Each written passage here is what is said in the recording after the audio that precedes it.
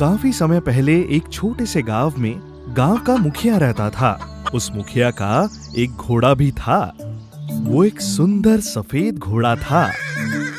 उस घोड़े को उसकी आकर्षक सुंदरता पर बहुत गर्व था।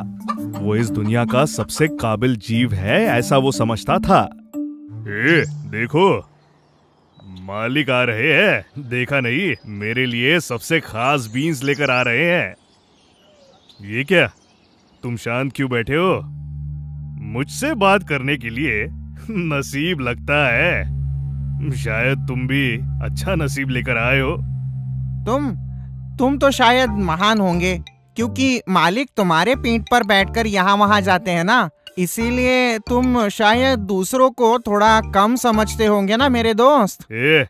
मैं तुम्हारे जैसा नहीं हूँ, राजघराने का खून हूँ, इसलिए मुझसे बात करते समय इज्जत से बात करना। मैं कोई तुम्हारा दोस्त वोस्त नहीं हूँ।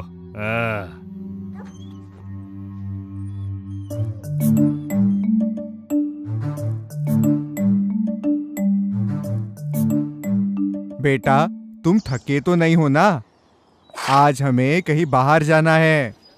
तुम फटाफट खाना खा लो, मैं तैयार होके जल्दी आता हूँ। देखा, मुझसे कितना प्यार करते हैं और मुझे इज्जत देते हैं। उन्होंने तो तुम्हारी तरफ देखा भी नहीं। घोड़े भैया, सच है ये, वाकई में आप महान हो। मैं भी आपका आदर करती हूँ। यही तुम्हारे लिए अच्छा है। तुम इस बदतमीजी का सम्मान क्यों करती हो? वो तुम्हारे जैसा ही एक जीव है। अरे, उसके पास सिंग नहीं है, मगर उसे लगता है कि है उसके पास। वो बदलना चाहिए। सुनो, तुम भी थोड़ा ले लो। घोड़े भैया, आपको पता है, लोग भी आपका बहुत आदर करते हैं। आपकी चाल, सुंदरता, भव्यता बिल्कुल राजा जैसी। क्या आपकी शान, क्या सुंदरता। यही घोड़े के लिए बड़े गर्व की बात थी। घोड़ा मुर्गी की बातों में आ गया और उसका रवैया ही बदल गया।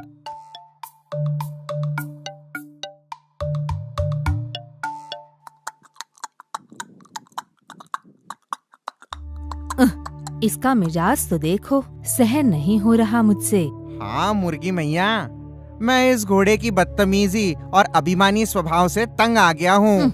उसे ऐसा लगता है कि यहाँ दूसरे घोड़े ही नहीं हैं, हालांकि हाथी भी इतने घमंडी नहीं होते। जब गांव में घोड़ा मालिक के साथ चल रहा था, वो एकदम ही सोच में पड़ गया। इसमें ऐसी क्या काबिलियत है जो मेरी पीठ पर बैठकर चल रहा है? गांव वाले मुझे कितनी इज्जत देते हैं। मुर्गी की बातें बिल्कुल सच थी। घोड़े ने अपना सर ऊंचा किया और गर्व के साथ चलने लगा। मूर्ख घोड़ा अभी भी यही सोचता रहा कि गांव वाले उसी को नमस्ते कर रहे हैं। इसी तरह घोड़ा और गांव का मुखिया गांव के बाजार पहुंच गए। सभी लोग मेरी ही तरफ देख रहे हैं। नामचीन लोगों को यहाँ जीने में कितना मुश्किल हो जाता है। वो बूढ़ा आदमी जो मेरे साथ था, कहाँ गया?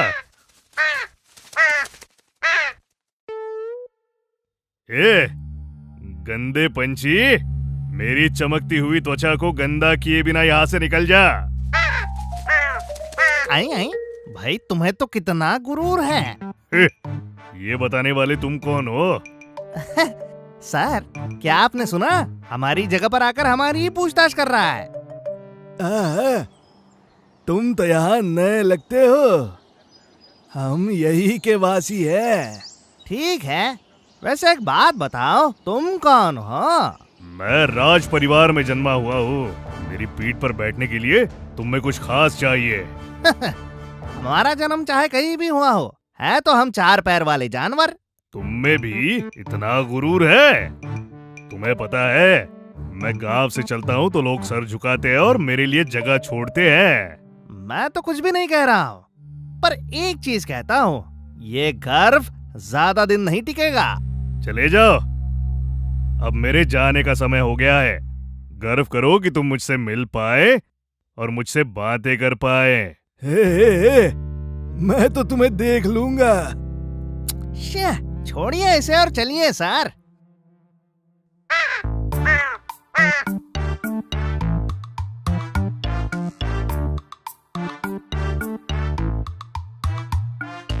सारे राहगीर उनके सामने सर झुकाते रहे और उनकी पूछताछ करते रहे।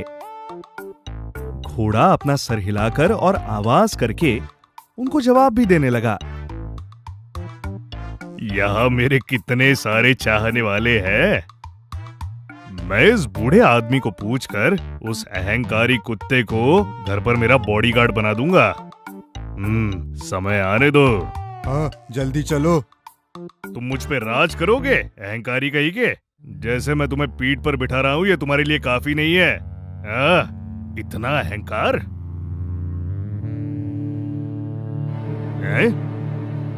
तुम मुझे मार रहे हो?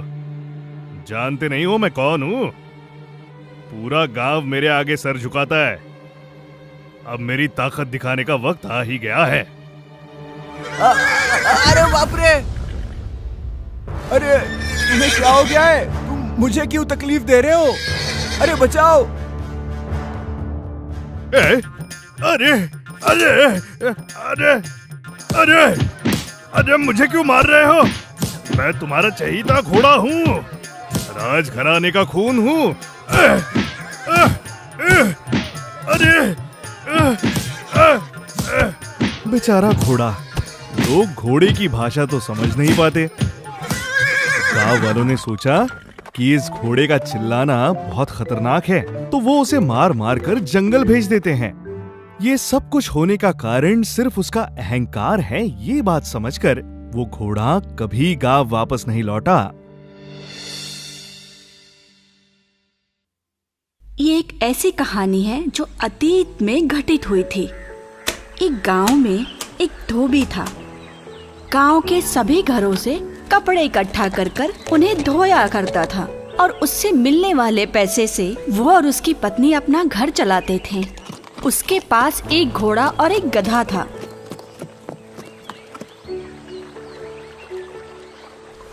अपने पास ये गधा और घोड़ा दोनों है, कितना अच्छा लग रहा है ना?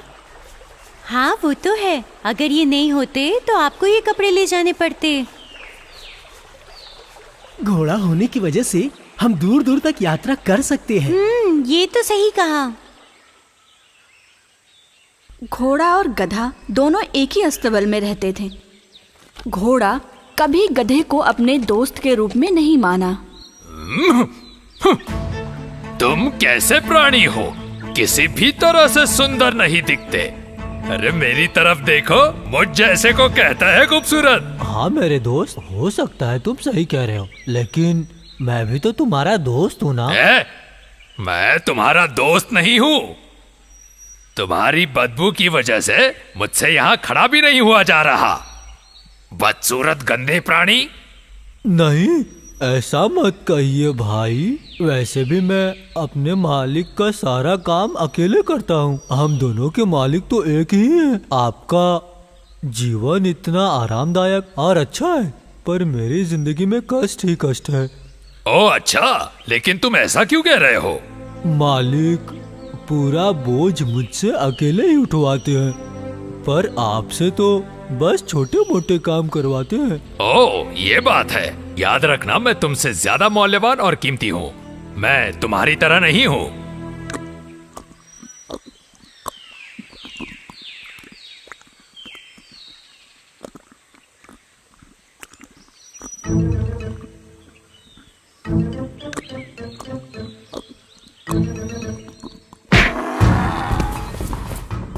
तुम मेरे साथ ऐसा मत करो दोस्त, मुझे बहुत दर्द हो रहा है। मैं भी तो आप जैसा ही एक प्राणी हूँ। तुम मेरे जैसे कभी नहीं हो सकते। मुझ में उत्तम बुद्धि और भरपूर ताकत है, पर तुम मजदूरी करने वाले और एक बहुत बेवकूफ प्राणी हो। आप कृपया ऐसा मत कहिए भाई। बेवकूफ गधे, हर प्राणी का महत्व उसके मूल्य और कीमत पर तय होता है। आपको इतना घमंडी नहीं होना चाहिए। कई मौकों पर तो घोड़े और गधों के बीच अक्सर झगड़ा हुआ करता था। गधे से बड़ा होने का अहंकार घोड़े में हमेशा हुआ करता था। ओह, लगता है कि बारिश आने वाली है। सारे कपड़े जल्दी लेके जाने पड़ेंगे।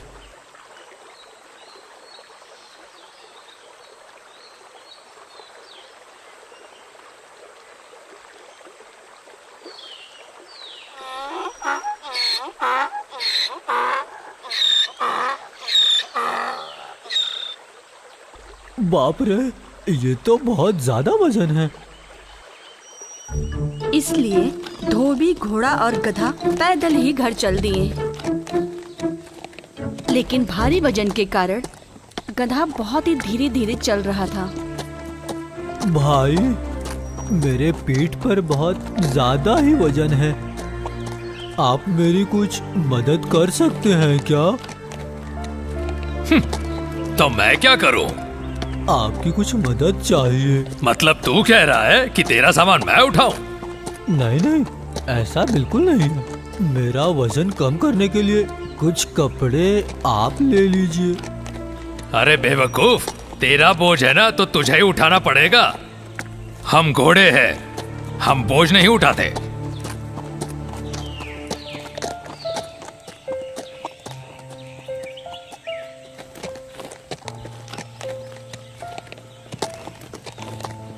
भाई, अब मैं गिर जाऊंगा। क्या आप मेरी मदद करेंगे? मैंने तुम्हें बताया ना कि घोड़े किसी का बोझ नहीं उठाते। आइए कुछ और कदम आगे बढ़िए। बेचारे गधे के लिए तब तक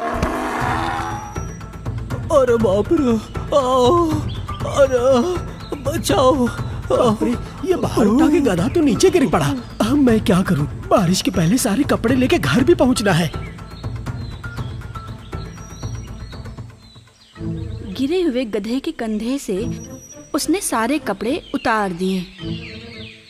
ओह, बेचारा गधा, इसकी हालत देखो कितनी खराब हो गई है। अभी ये बाहर नहीं उठा पाएगा। मैं ये सारे कपड़े हाँ, घोड़े के ऊपर रख देता हूँ। और उसके बाद धोबी ने सारे कपड़ों का भार उठाकर उस घोड़े के ऊपर रख दिया। और इतना ही नहीं, उस गधे को भी उस घमंडी घोड़े के पीठ पर लाद दिया। मुझे इसका भार उठाना पड़ रहा है। इसका कारण मेरा अहंकार है।